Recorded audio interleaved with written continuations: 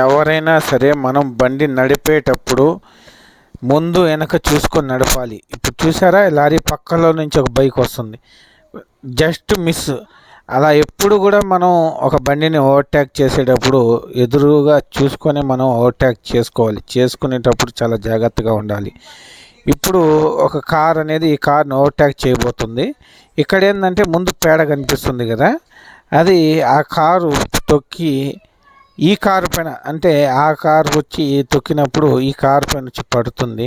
ఇలా పడినప్పుడు ఏంటంటే మొత్తం బండి పైన మొత్తం పడింది చూడండి, మొత్తం పడింది. అదే కనీసం ఈ కార్ లేకుండా టూ వీలర్ కానీ ఉంటే పాపం ఆ టూ వీలర్ అతనికి చాలా ఇబ్బంది జరిగింది. పాపం అతని గుడ్డలు మొత్తం నాశనం అయిపోయి అలా జరుగుతుంది. దయచేసి ఎవరైనా బండి నడిపేటప్పుడు మనం ఏదన్నా బండిని ఓవర్టేక్ చేసినప్పుడైనా సరే, లేదా ఇలాంటి పేడ గీడ ఉన్నప్పుడైనా సరే చూసుకొని బండి అనేది నడుపుతాం.